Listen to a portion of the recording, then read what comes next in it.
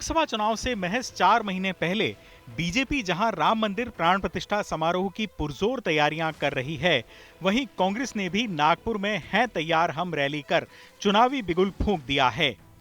हालांकि इस बीच कांग्रेस नेता सैम पित्रोदा के बयान से कांग्रेस में ईवीएम पर चल रहे द्वंद्व की झलक दिखाई दी। पार्टी नेता पित्रोदा ने कहा कि यदि ईवीएम की गड़बड़ियों को दूर नहीं किया गया तो बीजेपी 400 से ज्यादा सीटें जीत सकती है।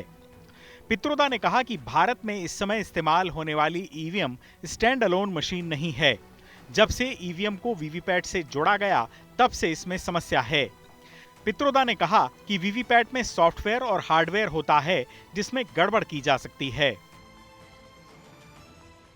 2014 के बाद आपने एक दूसरा डब्बा डाला जो ईवीएम के साथ अटैच किया, कॉल्ड वीवीपैट।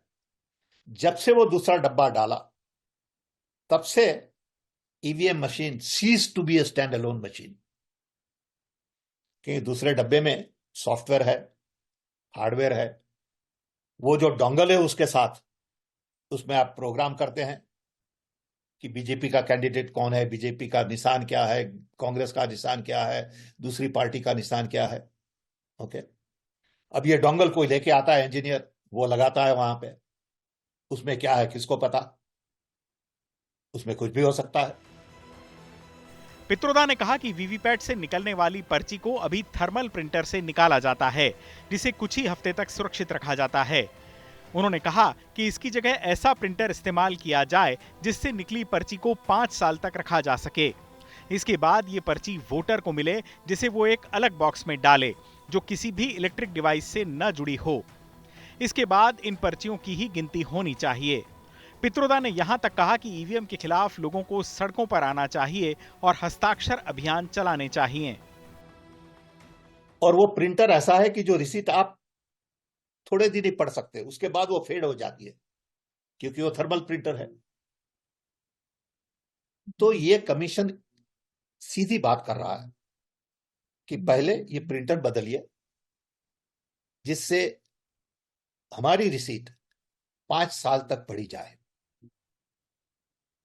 Simple request.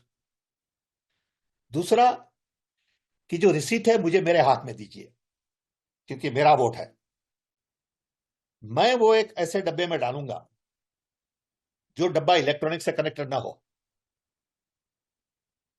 तब मुझे विश्वास हुआ कि मैंने जो वोट दिया है वो इलेक्ट्रॉनिक से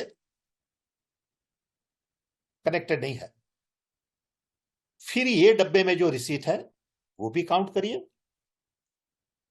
इलेक्ट्रॉनिक रिसीट भी काउंट करिए और मेक श्योर कि they match. If they don't match there is a problem, if they match there is no problem. चुनाव आयोग अक्सर वीवीपैट के खिलाफ लगने वाले आरोपों को खारिज करता रहा है। बावजूद इसके विपक्ष के कई दल बीच बीच में ईवीएम पर सवाल उठाते रहे हैं। पित्रोदा ने यह भी कहा कि 2024 में होने वाला चुनाव भारत के भाग्य को तय करने वाला चुनाव होगा। चुनाव आज तक।